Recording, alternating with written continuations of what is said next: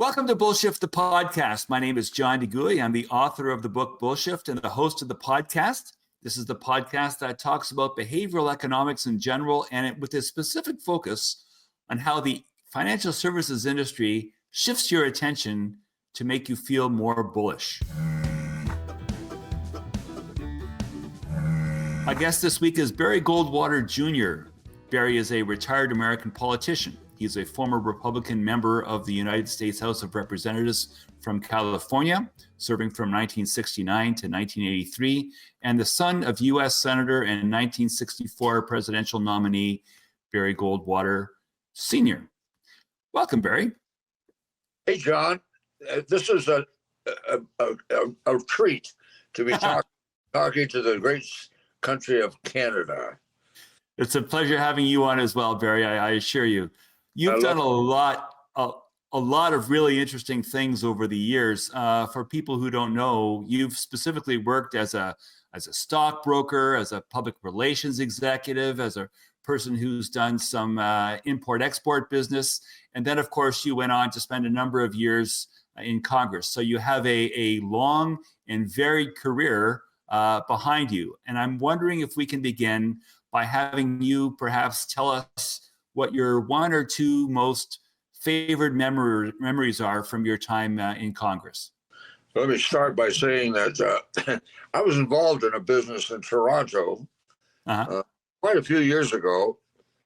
It was a gentleman who claimed he had a diamond mine.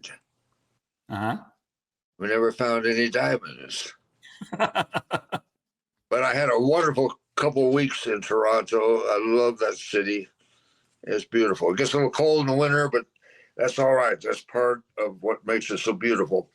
You know, I've had my 14 years in Congress. We're full of. I was there during the Vietnam War, and had to deal with that.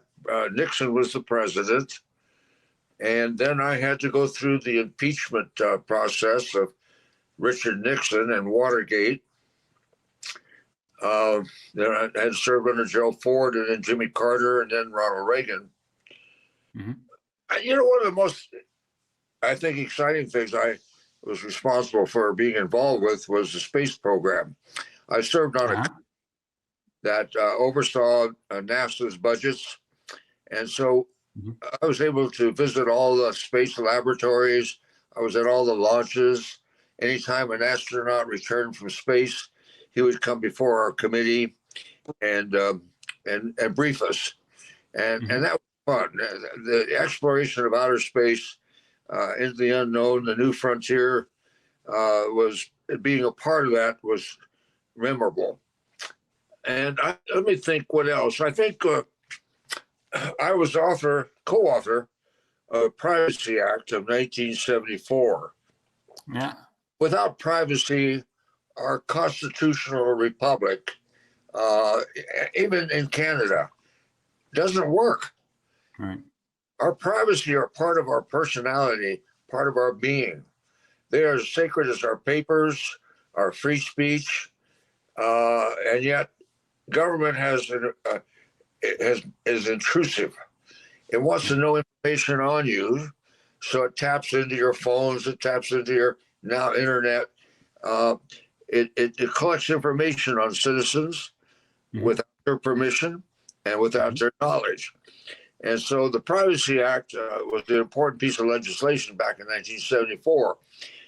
Ed Koch, who was then the mayor, well, he became the mayor of New York, but at the time he was a congressman, and he was a liberal Democrat, and I was a conservative Republican. Yet we were able to get together and to develop rules and regulations on what government does in collecting personal information. And I know oftentimes we go out and lecture at universities, and he'd start over on the left and I'd start over on the right, and we talk about, personal responsibilities, privacy, and how this is important in our lives. And we meet in the middle and shake hands. And it was when politics and philosophy was not involved. It was about a principle that governs this country, the foundation of this country, of freedom and personal privacy. So those things were very important to me. Okay, it's ironic because my first actual question beyond the open-ended question of what was memorable to you was, tell me about the Privacy Act of 1974, and I want to probe a little bit deeper because these days there's so much being talked about with X, Twitter, and TikTok, and algorithms being shared, and those algorithms being potentially in a risk to national security, and it's almost like what's old is new again. And similarly with the space exploration, you talked about that a moment ago. For 35 or so years after the landing on the moon, there wasn't a whole lot of space exploration going on, and now or maybe 45 or 50 years, however long it's been, but now in the past 4 or 5 years, it's become a thing too. So it's almost as though both with regard to privacy and space, you were there in the formative years, and then there was certainly a hiatus with regard to space, and maybe not so much so for privacy, but now it's a big thing all over again. Are people asking you for your comments on privacy in 2024? No. No, I mean, we've lost our privacy. With the internet, we have no privacy today. Right. And because every time you get on the internet, they want your personal information to log in, and we've lost our privacy. Right. And I don't think we'll probably ever get it back. Right. We can only hope that those who are in industry, they'll take it serious, and that's the only thing we can hope for, because I'm not sure that we can pass laws that forces the internet to stop collecting information, because that's what the internet is run on. Right. Sad state of affairs. Most younger people don't care about it. I happen to, because, well, I just do, and I grew up when your privacy was important. Right. The space program is exciting because now the private sector is getting involved. Right. When I was there, it was mostly all government, NASA, but today we see a lot of private companies around the world being involved in the exploration of utilizing space. So, progress, I guess you can't stop it. You may not like it all, but it is what it is, and you try to live with it. It's just like Phoenix, Arizona. When I was growing up in Phoenix, it was 500,000 people. Today, we're close to 5 million. Right. It's almost the size of Los Angeles. Right. And is that progress? I don't know, but I sure don't enjoy it or like it. Right. I like the quiet old sleepy cowboy town of Phoenix those days, but you can't stop progress. People want to move on. They want to do things. It's the nature of the human species is always wanting to get going and find new things, new explore. Yeah, we'll see if we can get a proper arena for your NHL team, because they've been playing in a college barn for the past 2 or 3 years, and it looks like it might be another 2 or 3 years at least before they can get a proper building in Phoenix. Let's move on, if we may, to finance, because one of the things that you did after you left public office was you moved to LA, and you pursued a career in the financial services industry and specializing in securities law and underwriting. And your clients were major U.S. banks, and you were a partner in what is now known as Wedbush Securities. What are your views with regard to corporate governance these days in 2024? Corporate governance is personal responsibility of running an organization ethically, honestly, and keeping with the consumer in mind. I don't think that has really changed anything. We have a lot of new technology that allows marketing to track people on their behavior, and, which then is transformed into micro marketing. Again, we got technology spying on us when we're in the grocery store or the drugstore, and they transpose that into marketing news and sell it, and pretty soon we're bombarded with things that we didn't know we needed. Right. That's the growth of technology, how it impacts the governance of corporate America and Canada. So I don't know. Okay, well, let's see if we can be a little more specific then. Let's talk about financial regulation in general. Do you think the SEC, the Securities Exchange Commission, is doing enough to protect the interests of ordinary investors these days? And I ask you because another guest that I've got on in the following week is a former chair of the Ontario Securities Commission, which you may know in Canada, we have 10 provinces that each have their own jurisdictional authority. We don't have one single organization like the SEC. But I'm wondering what you think in terms of what is the SEC doing enough to protect the little guy? Obviously not. They're dominated by the big financial institutions. They have clout, and I don't think the little guy is ever thought of really when it gets down to it. I mean, what happened to Bernie Madoff, who ripped off the little guy, and the SEC it took an outsider for them to find out that was going on. I think the SEC is more institutional than it is built to protect the little guy, even though it claims to. Right.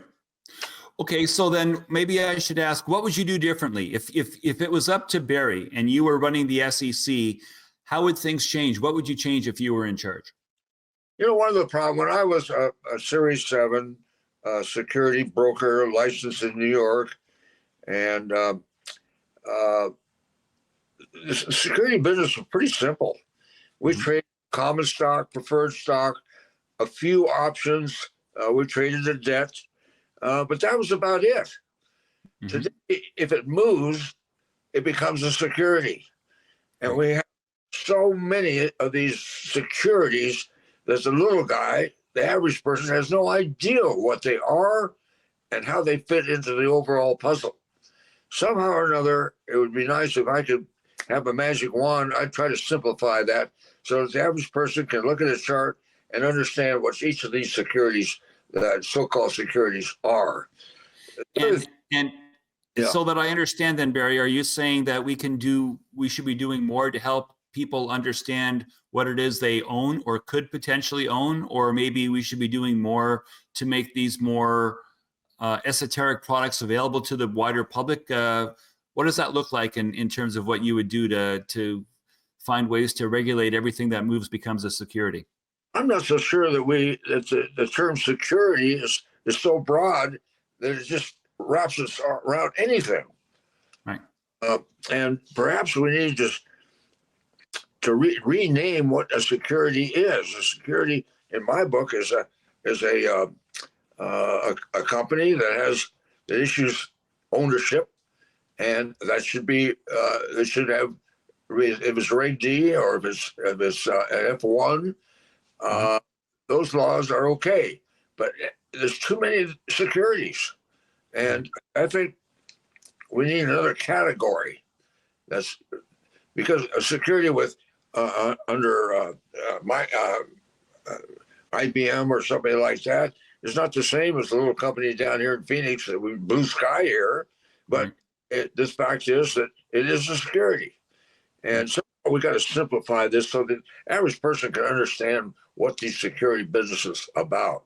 The other complaint I have about our security business, and the New York Stock Exchange primarily, is that the little guy doesn't stand a chance. It's institutions is what runs the stock market today. You and I buy a share, a share or 100 round lot, we don't have any influence on the direction. Right. That market goes up and down according to institutional trading, not what you and I are doing. And we ought to change that. It used to be that the exchanges were a place where buyers and sellers came together, and the market moved according where there was more strength on one side or the other. And I worked on the exchange, Pacific Coast Stock Exchange, and I worked for a fellow who operated post 1 and 2, and he made markets in different stocks. And you can see the way he made that market, the prices would move up or down, and you can actually see it. But institutions trading in millions of dollars per trade have too much influence. And I think some way or another, we've got to get back to the original concept of buyers and sellers controlling the direction of the market, not millionaire institutions that can make that market go anywhere they want. You and I have no voice. When you talk about the little guy not having a voice, I wonder about what that means for the psychology of the little guy. What's your view of right now? We've got markets trading at fairly high multiples, and we've got interest rates that have been higher for longer, and central bankers telling us that there's going to be pain, and yet unemployment remains low, and the stock markets are doing fine. Thank you very much. What would you say is the mood of the typical American investor in the spring of 2024? Are they optimistic, pessimistic, somewhere in between? What do you think? Well, I think all human beings are pretty parochial about their feelings about the economy and about their lifestyle, their family. And I don't think they get, what's going on in Washington, D.C. and the Federal Reserve and the economy is confusing, and especially today. The economy is not acting like it normally has done in the past when we've had more money chasing fewer goods and driving the prices up. However, having said that, the reason we are in this dilemma today is because of the excessive amount of spending that occurred in Washington, D.C. under Trump and Biden. And it's that money that's out there now that's continuing to push inflation. Regardless, the Federal Reserve historically has always taken interest rates up to calm the market down.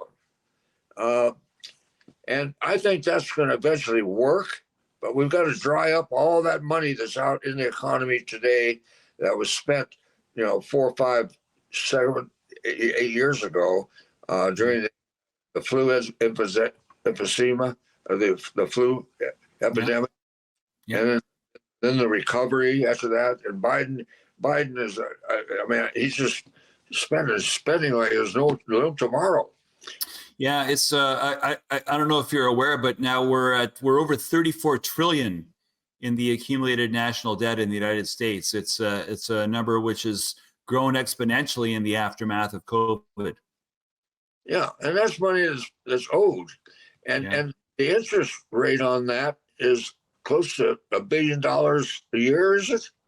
Oh, more than that. Oh, yeah. It's 5% on 34 trillion is probably a few billion a day. So it's the problem right now that a lot of people have in their estimation is that the debt has already grown to be unmanageable, and no amount of rate cuts and spending cuts will bring it under control, and that there could be a currency crisis in the U.S. as a result of that. And I guess that's what I'm getting at is, do you think ordinary investors are worried about these broad macro trends that seem ominous but almost never make headlines? I think the average American, if it has money in the stock market, probably has it in a mutual fund or a 401k or some kind of program like that. I don't think there's that many that sit there and play the market and worry about those things. But it is a serious situation we find ourselves in, and it's going to only take time, and it's going to take decisive action. We've got to get the United States budget under control and slowly bring that debt down to a balanced budget, if that's ever possible. But it's going to take a long time for that to happen. Right. Okay, let's see if we can wrap this up, Barry. We don't have a lot of time left. I always like to finish off with two things for my guests, to ask them to weigh in on things. So the first is something I call that's bullshit. If there is something in the financial services industry that you're unhappy with, what would it be? What is the thing that you're the most unhappy with right now in personal finance? Yeah, that was corporate transparency was the act that the Treasury just recently released. You got 90 days to comply or you get severe penalties. You know, I spoke about the over-influence of institutions into the marketplace. Right. And I think if I were to change something, I would try to somehow change that so that the little guy still has a voice. Right. That the marketplace is reflective of everyone in this country, not just a few big, heavy hitters in New York. Right. So that then brings me to the second half, which is shift happens. How would you move regulation to democratize, to give little guys a bit of a better shot at things? This country was founded on one thing, and that's freedom. People came here because they wanted to be free, and that was the genius of our founding fathers. If we get too much government, we lose that freedom. And that's where we're headed today, and that's the thing I would fight fiercely, to back off and push back to where the little guy and the businesses in our free market system is the one that produces wealth. It's the buyer and seller coming together. The government produces nothing.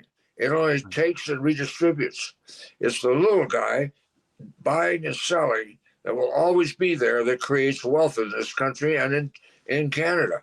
And you want to, this what this hemisphere is all about. Canada and the United States was founded on freedom. People came here and they still want to be here because of the freedoms they would have to do what they can do for themselves. And that's what I would try to do if I were to have that magic wand. Great. So that's a beautiful way to end. Barry, thank you very much for your time today. It's been a pleasure. I'm so glad I got a chance to meet you, and I want to wish you all the best in your future endeavors. Well, thank you, John. And, you know, we get so much of Canada's weather. Keep sending it down. We love it. We love some water, especially here in Arizona. And the other thing, the hockey team, watch out. The only people, the great thing about our hockey team is that most of the people that go there are Canadians who are coming to Arizona as snowbirds. And they make hockey possible in the hot desert. Perfect. And we're going to try and find them a stadium to play in. Sounds great. Okay. Thank you, Barry. All the best. Thank you, John. John DeGooey is a portfolio manager in Toronto and the author of the book Bullshift: How Optimism Bias Threatens Your Finances. Bullshift is available online and in bookstores everywhere. The opinions expressed in this podcast should not be construed as investment advice. Bullshift, the podcast, is produced by TalkShoe, a division of IOTM.